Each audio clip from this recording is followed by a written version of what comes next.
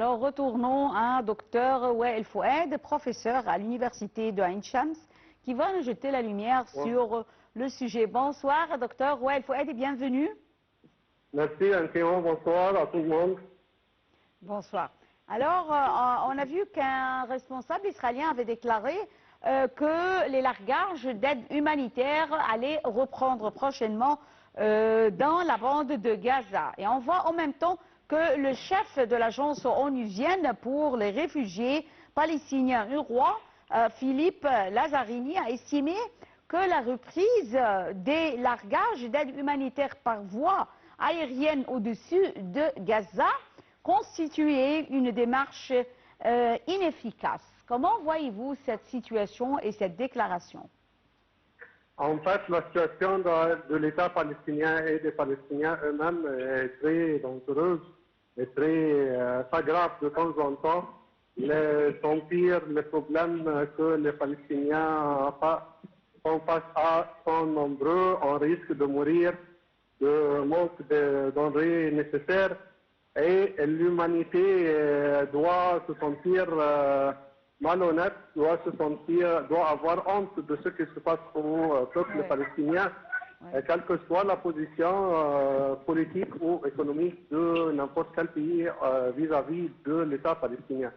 Les aides humanitaires deviennent des pièges pour faire mourir et assassiner les Palestiniens en temps même de recevoir. Viser les Palestiniens, vous voulez dire, oui. Donc, ces Palestiniens sont les victimes de l'agression donnée par l'État occupant. Ce n'est pas une bonne situation, c'est très dangereux. Malheureusement, ces gens meurent pour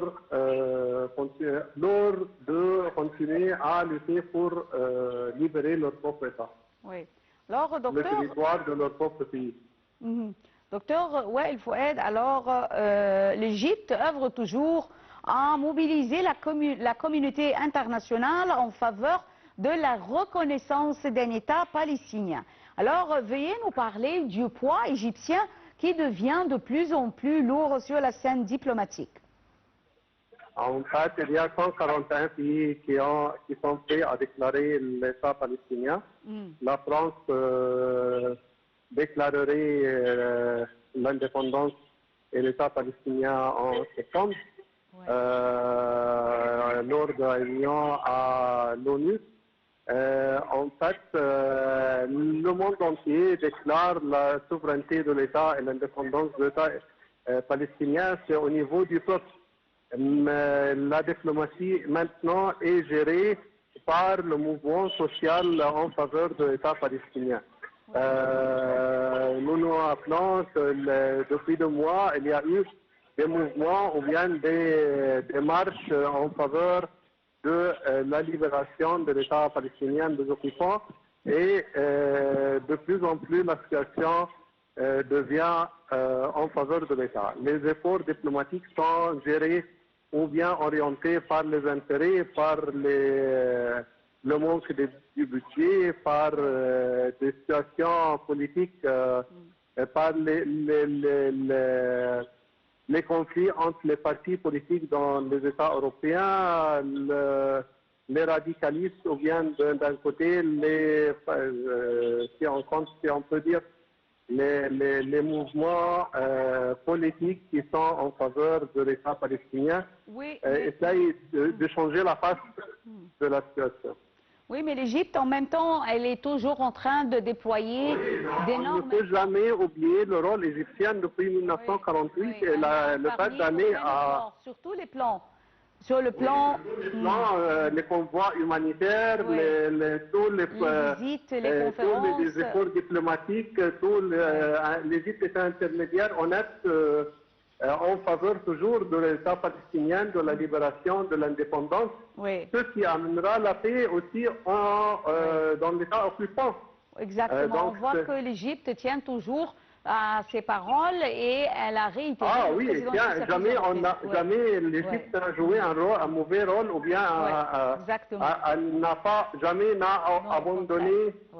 Ses frères palestiniens. Jamais l'État palestinien est le problème. Oui, et même le monde arabe, les pays arabes, tous les pays arabes. Eh bien, je tiens à vous remercier infiniment, docteur Wael Fouad, professeur à l'université de Ain Shams, pour ces explications concernant les déclarations et la situation actuellement dans les territoires occupés, notamment dans la bande de Gaza. Mesdames et messieurs, merci à vous et bonne soirée. Mesdames et messieurs, nous arrivons à la fin de cette édition de notre programme quotidien direct. Et merci pour votre fidélité à Nile TV International. Au revoir. Et maintenant, je vous laisse avec l'allocution prononcée par le président Abdel Fattah el-Sisi le lundi, le 28 juillet 2025. Merci et au revoir.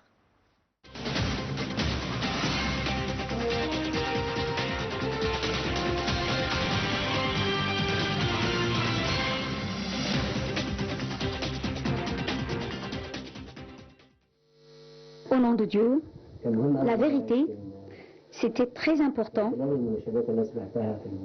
à travers les discussions que j'ai entendues en ce qui concerne la situation à Gaza, de m'adresser d'abord au peuple égyptien et à tous ceux qui m'écoutent, qu'il s'agisse de l'opinion publique, du monde arabe ou du monde entier. La vérité, depuis le 7 octobre, nous avons collaboré activement avec nos partenaires du Qatar et des États-Unis afin d'atteindre 3 objectifs. La première, mettre fin à la guerre, autoriser l'acheminement des aides humanitaires et la libération des otages. C'est pourquoi je dis ces paroles. Il y a plusieurs rumeurs qui circulent et des paroles qui circulent et on entend beaucoup de choses. C'est pourquoi je dis ces mots en ce moment. Il est essentiel que les citoyens connaissent et se rappellent des positions positives appelant à la fin de la guerre et à une solution à 2 États et à une solution pacifique à la question égyptienne. Nous avons réitéré notre refus catégorique du déplacement des Palestiniens qui va conduire à la dissolution de la cause palestinienne et de la solution à 2 États. En ce qui concerne les aides humanitaires, la bande de Gaza avait besoin d'environ entre de 600 à 700 camions pendant les jours normaux. Pendant les 21 mois passés, nous tenons à faire entrer le maximum des volumes et des quantités des aides humanitaires à travers le terminal de Rafah vers la bande de Gaza, en prenant en considération que le terminal de Rafah et son fonctionnement étaient bloqués, non pas de notre part, mais de l'autre partie.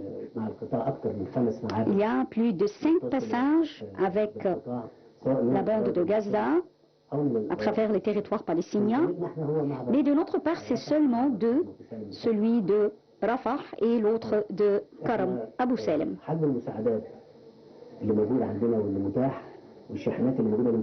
On avait un volume énorme d'aide humanitaire qui entrait de notre part dans la bande de Gaza. Notre conscience, notre responsabilité humaine, bien sûr la morale et la nation arabe ne nous permet jamais d'entraver le passage. Mais cette question dépend de l'autre partie. Alors, le passage devait être ouvert de l'autre partie palestinienne pour pouvoir faire passer les aides à travers les terminaux. Alors, c'est ça la question avec nos efforts déployés avec nos partenaires pour parvenir à résoudre les 3 sujets aborder au début l'arrêt de la guerre, faire entrer l'aide et la libération des otages. Les négociations sont toujours en cours comme médiateur entre les Palestiniens et Israël avec nos partenaires sérieux, qataris ou américains, sincères. Au cours des derniers mois, c'était notre but de régler cette question, mais la situation devient de plus en plus difficile. Les circonstances à l'intérieur de la bande de Gaza sont catastrophiques. Pendant les mois derniers, et la situation est insupportable. Donc, il faut faire passer et entrer le maximum des aides humanitaires, non pas seulement alimentaires, mais non pas seulement la nourriture, mais les médecins et autres, vers nos frères palestiniens, afin d'alléger la souffrance des Palestiniens. Nous n'avons jamais joué un rôle négatif envers nos frères palestiniens. Au contraire,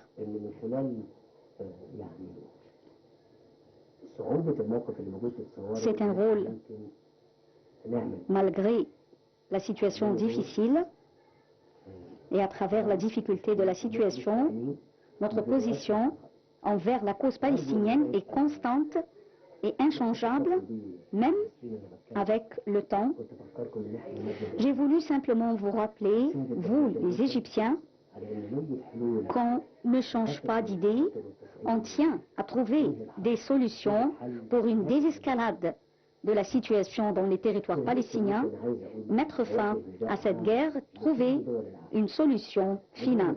À la fin, je m'adresse au monde entier, où j'appelle l'Union européenne, les États-Unis, nos frères arabes, afin de trouver une solution, déployer les énormes efforts pour mettre fin à cette guerre et cette crise et faire entrer les aides. Et ici, je m'adresse au président Trump, que je l'apprécie, je suis conscient de ses capacités à trouver une solution qui pourrait faire entrer les aides humanitaires et mettra fin à cette guerre. Alors, je lui demande, s'il te plaît, n'épargne aucun effort, M. Trump, pour régler cette crise et arrêter cette guerre.